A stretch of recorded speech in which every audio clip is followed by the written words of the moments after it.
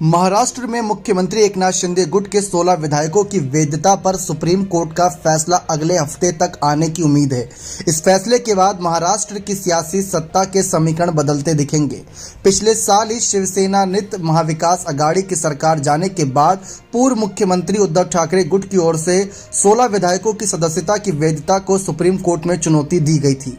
इस याचिका पर लगातार सुप्रीम कोर्ट की 5 सदस्यीय संविधान पीठ ने अपना फैसला सुरक्षित रखा हुआ है। जी हां, लगातार सुनवाई के बाद यह फैसला सुरक्षित रखा गया, लेकिन जिस तरीके से जब फैसला सुरक्षित रखा जाता है तब मामले में कोई ना कोई बड़ा तगड़ा फैसला आने वाला होता है, जिससे काफी सियासी उठापटक होती है। यदि संविधान पीठ के फैसले से इन 16 विधायकों की सदस्यता को अवैध ठहराया जाता है तो अभी चल रही एकनाथ शिंदे सरकार खतरे में पड़ सकती है, ऐसा समीकरण बन सकता है। ऐसी स्थिति में बनने वाले नए राजनीतिक समीकरणों के लिए पक्ष विपक्ष दोनों अभी से कमर कसने लगे हैं। कोई मध्यावधि चुनाव की तैयारी कर रहा है तो कोई किसी से गठबंधन की। 2 दिन पहले रांगपा नेता एवं विधानसभा नेता प्रतिपक्ष अजीत पवार ने यह कहकर नई संभावनाओं को जन्म दिया कि 2024 से पहले भी महाराष्ट्र में राष्ट्रवादी कांग्रेस पार्टी की सरकार बन सकती है। उनके इस बयान पर कांग्रेस और शिवसेना के नेता तंज कसते हुए नजर आए, लेकिन शुभकामनाएं भी देते नजर आए। आपको बता दें कि किस तरीके से विधानसभा में सबसे बड़ी पार्टी भाजपा फिलहाल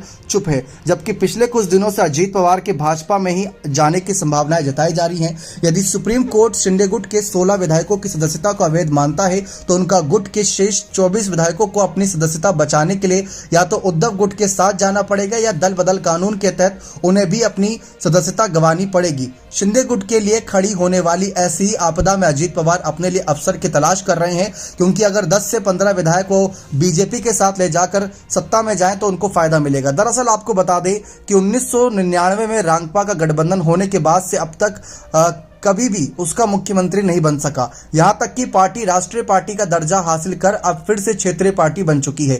दूसरी ओर भाजपा जुलाई 2022 में आधी अधूरी सत्ता पाने और उद्धव ठाकरे को 2019 के धोखे के सबक सिखाने के लिए एकनाथ शिंदे को मुख्यमंत्री पद देने को तैयार हो गई थी। माना जा रहा है कि एक बार हाथ आई सत्ता बचाने के लिए यदि मुख्यमंत्री पद इस बार रांगपा को देना पड़े तो वह इसमें तनिक भर भी सोच विचार नहीं करेगी।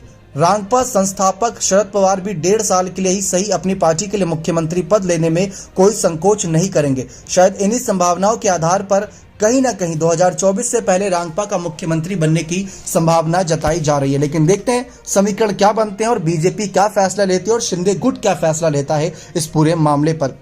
अपनी राय इस मामले पर जोड़ दीजिएगा और साथ ही साथ ये भी बताइएगा क्या सचमुच ऐसे कुछ समीकरण बनेंगे कि अजीत पवार बीजेपी में जाते नजर आएंगे या फिर उन विधायकों के इस्तीफे के बाद मध्य अवधि चुनाव होना चाहिए। अपनी राय कमेंट सेक्शन में जोड़ दीजिएगा। फिलहाल तो कोर्ट के फैसले पर ही नजरें बनी हुई हैं।